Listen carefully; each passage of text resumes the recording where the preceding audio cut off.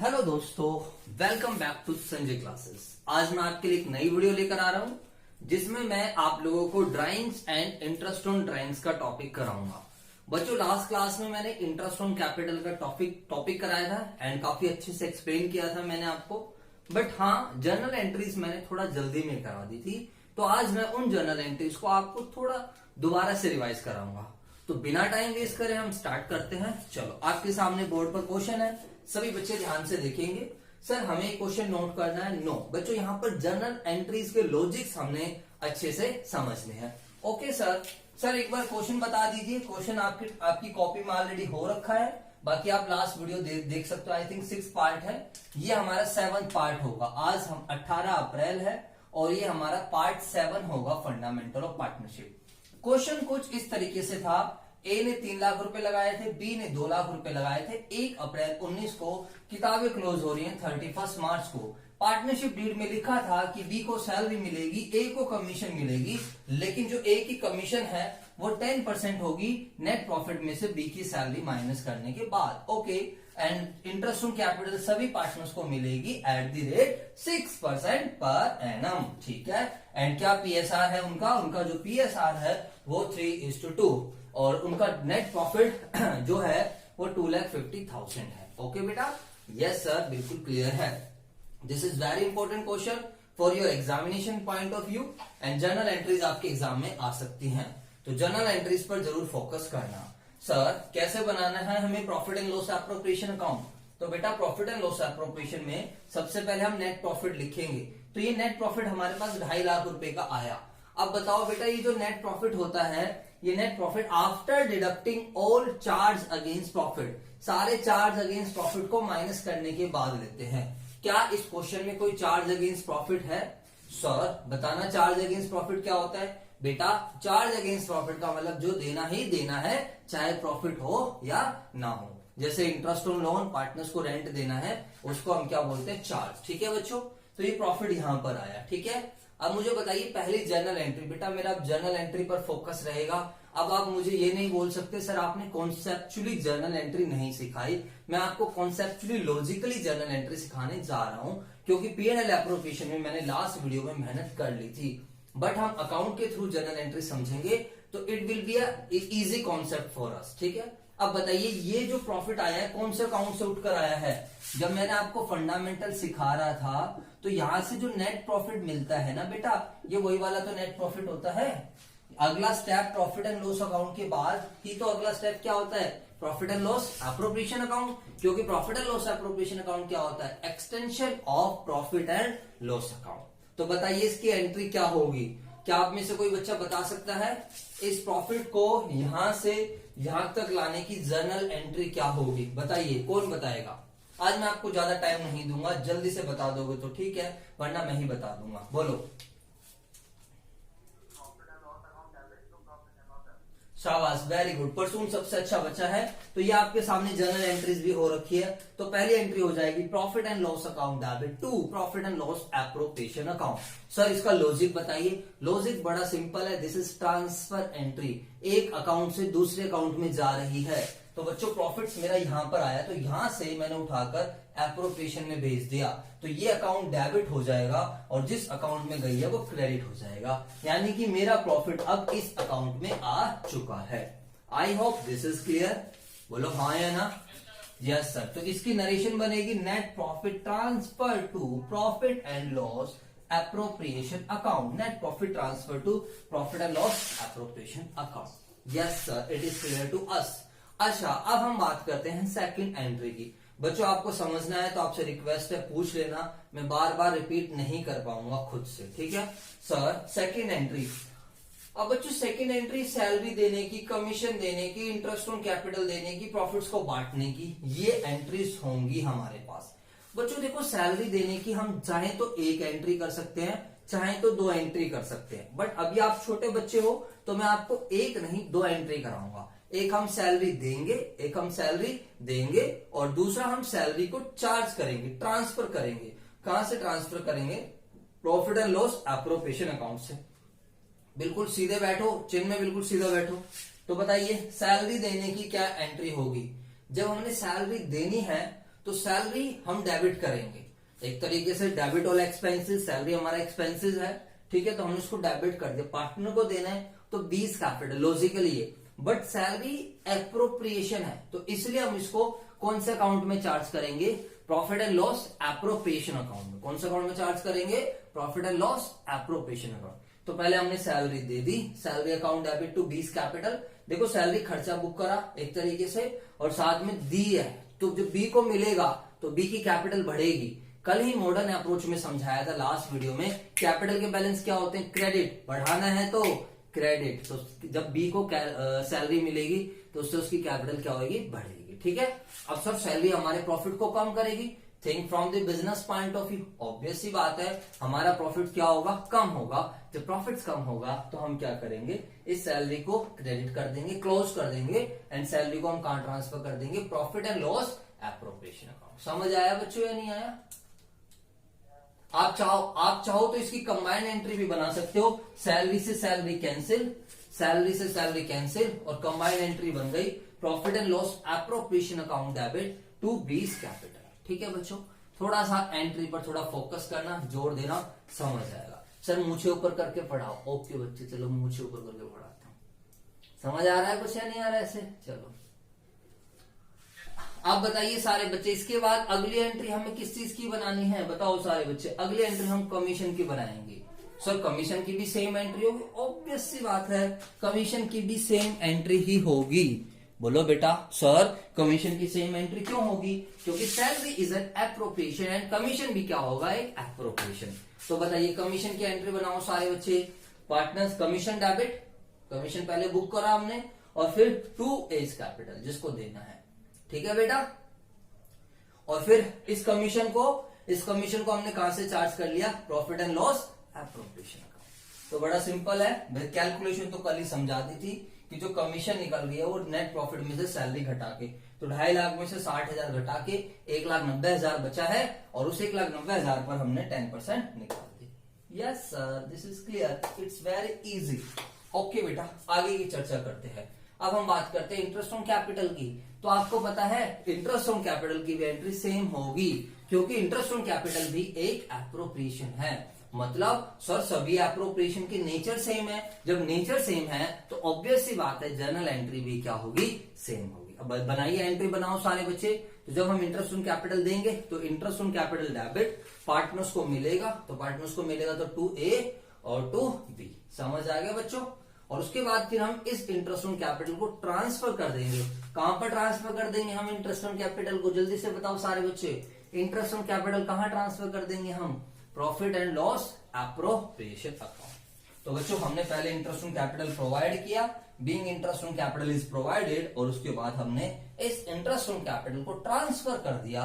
कहां ट्रांसफर कर दिया, P&L एप्रोप्रिएशन अकाउंट। बच्चों डोंट वरी, अगर आपको जनरल एंट्री समझ नहीं आ रही है, 12th क्लास में स्टार्टिंग में धीरे धीरे जनरल एंट्री समझ आती है, तो आप जब भी क्वेश्चन आए तो करना जरूर, दिमाग जरूर लगाना, और अगर छोड़ दोगे, स्किप कर दोगे तो फिर आपको प्रॉब्लम हो जाएगी। अब सर सभी बच्चों का ध्यान यहां पर होना चाहिए, मेरी आप लोगों से रिक्वेस्ट है, सभी बच्चे ध्यान से सुनेंगे इधर। अब ये जो डिविजिबल प्रॉफिट है ये कैसे निकला, हम इस 2.5 लाख में से, मैंने लॉजिकली आपको समझाया था, 2.5 लाख में से हम माइनस करा 60,000, 19,000, 30,000, ये सब माइनस करके जो मेरे पास प्रॉफिट बचा है, दैट इज टर्म्ड एज, उसको हम क्या बोलते हैं बेटा, divisible profit. What is divisible profit, the profit which remains with the firm after all appropriations of profit. अब फर्म तो कुछ खाती पीती नहीं है, क्योंकि firm is an artificial person, तो हम इस प्रॉफिट्स को पार्टनर्स को दे देते हैं, बांट देते हैं, तो उसको हम बोलते हैं डिविजिबल प्रॉफिट डिस्ट्रीब्यूट करना। अब सर इसकी जर्नल एंट्री सभी बच्चे ध्यान से समझेंगे बेटा इधर, इसकी जर्नल एंट्री क्या होगी, ये रहा प्रॉफिट्स, बांटो बांटो बांटो, तो बांटने की एंट्री क्या होगी, profit and loss appropriation account के डेबिट में, profit and loss appropriation debit, close कर दो उसको, टू जिन पार्टनर्स को दे रहे हैं। तो डिविजिबल प्रॉफिट को बांटने की एंट्री ये रही हमारी, profit and loss appropriation account debit to A's capital and to B's capital, ठीक है। Being divisible profit is distributed among the partners. तो this is all about the journal entries of last class, ठीक है बच्चों। I hope this is clear to you. सभी बच्चे मुझे reply देंगे। अदिति बेटा बोला करो आप भी। हाँ, मैं आपसे अलग से इंडिविजुअली नहीं मांगूंगा। आई होप आप सब बच्चों को भी क्लियर है। आप कमेंट सेक्शन में मुझे बता सकते हैं। अगर क्लियर नहीं हुआ तो प्लीज पैनिक होने की आवश्यकता नहीं है। मेरा नंबर यहाँ पर लिखा है 9716980980। इस नंबर पर व्हाट्सएप कीजिए एंड मैं बच्चों आपको वॉइस रिकॉर्डिंग में मैं आपको लॉजिक के साथ एक्सप्लेन करूंगा और जरूरत पड़ेगी तो मैं आपको कॉल करके भी समझाऊंगा। डोंट वरी, पैनिक होने की आवश्यकता नहीं है। तो सर ये कॉन्सेप्ट खत्म? यस। अभी तक हम कौन कौन से कॉन्सेप्ट कर चुके हैं? अभी तक हम कॉन्सेप्ट कर चुके हैं पार्टनरशिप क्या होता है और पार्टनरशिप के फीचर्स क्या होते हैं, पार्टनर्स के राइट्स क्या क्या होते हैं, और हम कर चुके हैं पार्टनरशिप डीड क्या होती है, in the absence of partnership deed क्या ट्रीटमेंट होगा, profit and loss appropriation account क्या होता है, उसके बाद profit and loss appropriation account के कुछ आइटम, इंटरेस्ट ऑन लोन हम कवर कर चुके हैं, साथ में हम क्या कवर कर चुके हैं, इंटरेस्ट ऑन कैपिटल भी हम कवर कर चुके। सर आपने क्वेश्चंस नहीं कराए। बच्चों थोड़े कॉन्सेप्ट्स कर लो, क्वेश्चंस भी हो जाएंगे, पैनिक नहीं होगी, ठीक है। धीरे धीरे सब चीजें कंप्लीट हो जाएगी। आपको मेरे ऊपर भरोसा है या नहीं है बताओ सभी बच्चे। आज की हम अपनी क्लास स्टार्ट करते हैं। फंडामेंटल ऑफ पार्टनरशिप की 7th क्लास हमारी। आपको समझ आ रहा है ना बच्चों? मजा आ रहा है आपको पार्टनरशिप पढ़ने में? कुछ ऐसा तो नहीं लग रहा हम दूर है तो कोई दिक्कत है बताओ? चलो शाबाश, वेरी गुड। तो बच्चों सभी बच्चे अब ध्यान से समझेंगे फंडामेंटल। आज हम एक सेपरेट टॉपिक के साथ अपनी क्लास स्टार्ट करते हैं। तो पहले छोटे छोटे कुछ टॉपिक्स करते हैं। तो बच्चों देखो, पार्टनर्स की सैलरी का टॉपिक बनाते हैं हम। Partner salary, partner salary. Sir एक काम ना करें, हम इन टॉपिक को एक बार नाम ना दे लें बच्चों? हाँ, नाम फटाफट बताओ सारे बच्चे। पहला था पार्टनरशिप का मीनिंग एंड फीचर्स, दूसरा क्या था पार्टनर्स के राइट, तीसरा टॉपिक का नाम था पार्टनरशिप डीड, चौथे टॉपिक का क्या नाम था profit and loss appropriation account, पांचवें टॉपिक का क्या नाम था इंटरेस्ट ऑन लोन, और छठा टॉपिक क्या था इंटरेस्ट ऑन कैपिटल। चलो तो आप सभी बच्चे मुझे याद दिलाकर चलेंगे, दैट इज कॉन्सेप्ट नंबर 7। इसको हम क्या नाम देंगे? Partner salary. ठीक है बच्चों, सभी बच्चे मेरी तरफ देखेंगे। What is salary? बच्चों देखो, जब दो पार्टनर्स मिलकर काम कर रहे हैं, जब दो या दो से ज्यादा, मान लो 3 पार्टनर्स मिलकर काम कर रहे हैं, तो ऐसा हो सकता है कि ये तीनों के तीनों वर्किंग पार्टनर हो। Sir what is working partner? Working partner का मतलब जो बिजनेस में आता है, अपने मैनेजमेंट को टाइम देता है, मैनेजमेंट के काम संभालता है, अपनी रिस्पॉन्सिबिलिटीज पूरी करता है, पैसा लगाने के साथ साथ जो बिजनेस में काम धंधा कर रहा है उसको हम क्या बोलते हैं बेटा? Working partner. तो ऐसा हो सकता है कि जब ये तीनों पार्टनर्स, जब ये मिलकर पार्टनरशिप डीड बना रहे हो, जब बिजनेस इन्होंने पार्टनरशिप फर्म स्टार्ट करने से पहले तो इन्होंने क्या बनाई हो? पार्टनरशिप डीड बनाई हो। क्या बनाई हो? पार्टनर। तो शायद इन्होंने डीड में ये बात भी लिखी हो कि एवरी वर्किंग पार्टनर, हर किसी वर्किंग पार्टनर को विल गेट अ सैलरी, उनको सैलरी मिलेगी। क्या मिलेगी वो? चुनाव सैलरी। अब डीड में ये क्या क्या लिख सकते हैं? ऐसे लिख सकते हैं 5,000 पर मंथ, ऐसे लिख सकते हैं 5,000 या 15,000 पर क्वार्टर लिख सकते हैं, 15,000 पर क्वार्टर, या फिर लिख सकते हैं 20,000 पर हाफ ईयर, 20,000 पर हाफ ईयर, या फिर लिख सकते हैं 1 लाख एनुअली, 1 लाख एनुअली। तो अब बताइए समझ आया कुछ? मतलब मैं कहना चाह रहा हूं कि जब डीड बनाई जाती है तो डीड बनाते वक्त ये पार्टनर्स लोग आपस में डिसाइड कर सकते हैं कि उन्हें सैलरी मिलेगी या फिर नहीं मिलेगी। तो ये बात आपको डीड से देखनी पड़ेगी कि पार्टनरशिप डीड में क्या मेंशन है। अगर पार्टनरशिप डीड में मेंशन है कि पार्टनर्स को सैलरी मिलेगी, then we will provide them salary. बस सिंपल सी बात है। सैलरी क्या होता है बताइए? आप मुझे बताओ सभी बच्चे, what is salary? Salary is an appropriation of profit और अ चार्ज अगेंस्ट प्रॉफिट। यहां पर पार्टनर्स की सैलरी की बात हो रही है, जल्दी से बताओ सैलरी क्या है?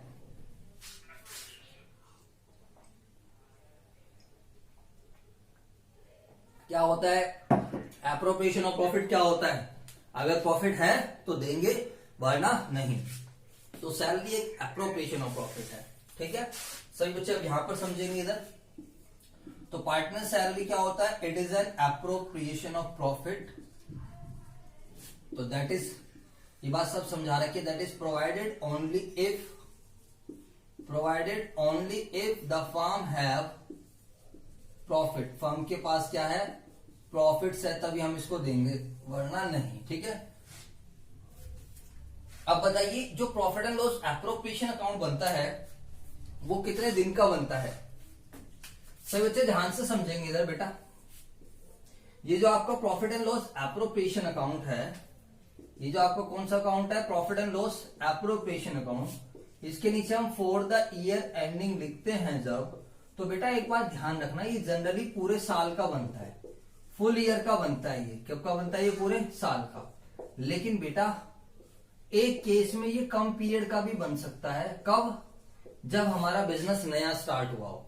अब मेरा बिजनेस ही 1 जुलाई 2020 को स्टार्ट हुआ है। मेरा बिजनेस ही अगर 1 जुलाई 2020 को स्टार्ट होगा तो मेरी किताबें कब क्लोज होंगी? 31 मार्च 21 को।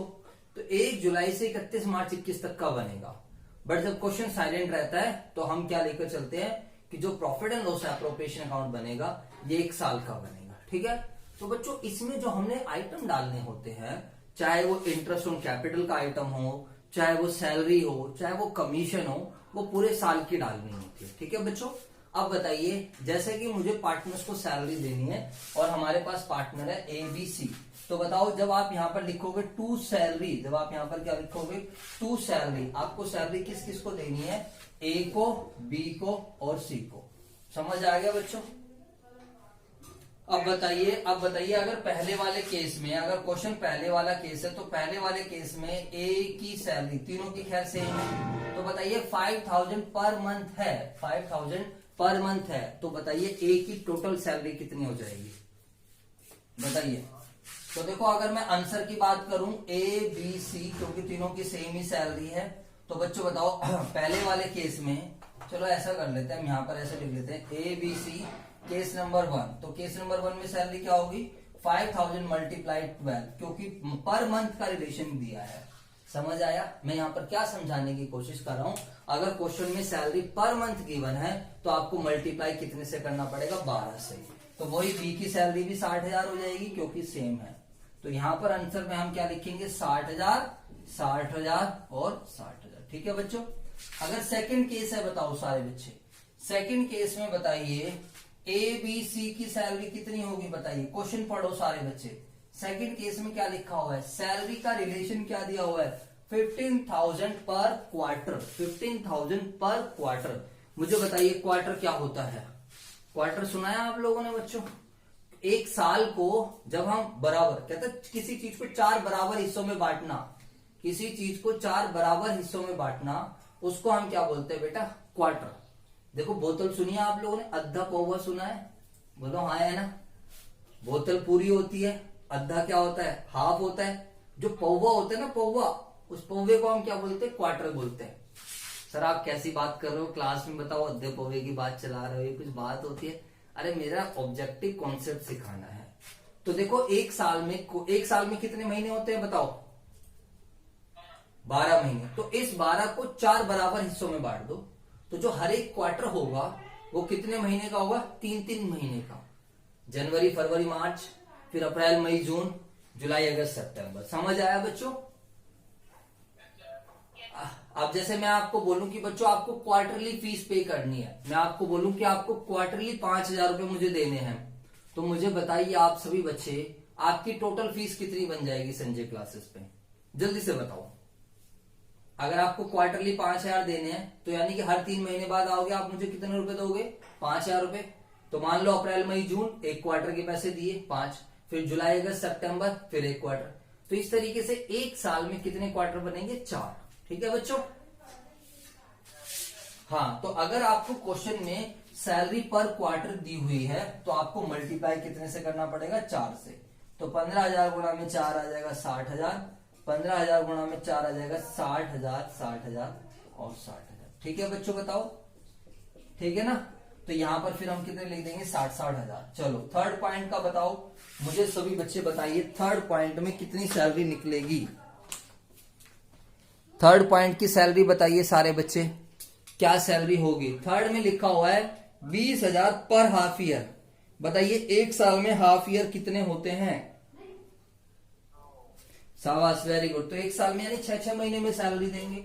यार देखो डीड बनी हुई है, मेरा और आपकी बातचीत हो रखी है, हम 8 बजे क्लास लेंगे तो हम 8 बजे आ जाते हैं, वहां पर डील बनी है 6 महीने में पार्टनर्स को सैलरी मिलेगी, तो पार्टनर्स को सैलरी 6 महीने में एक बार मिलेगी। कितनी मिलेगी? 20,000।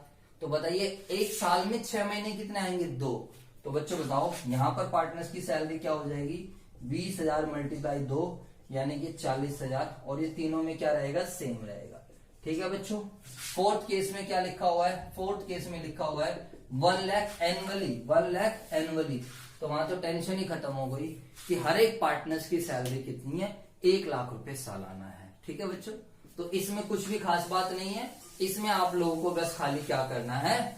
क्वेश्चन की लैंग्वेज को पढ़ना है कि क्वेश्चन में जो सैलरी हमने पे करनी है वो मंथली पे करनी है, क्वार्टरली पे करनी है, हाफ ईयरली पे करनी है या फिर ईयरली पे करनी है। अगर हमने मंथली पे करनी है तो 12 से मल्टीप्लाई करेंगे, हाफ ईयरली पे करनी है तो 2 से मल्टीप्लाई पे करेंगे, क्वार्टरली पे करनी है तो 4 से मल्टीप्लाई करेंगे, और ईयरली पे करनी है तो वो ईयरली तो है ही है।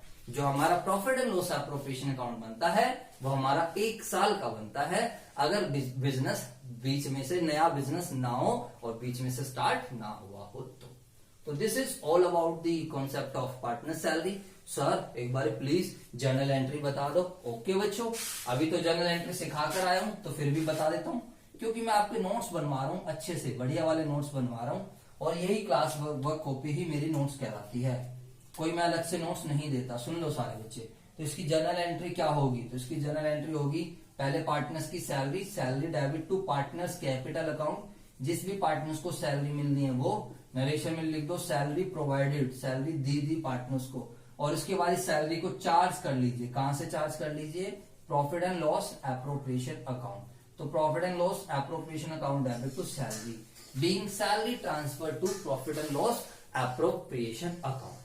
सर एक बात बताओ, क्या क्वेश्चन सैलरी, क्या क्वेश्चन ऐसा बोल सकता है कि सैलरी एक चार्ज अगेंस्ट प्रॉफिट है?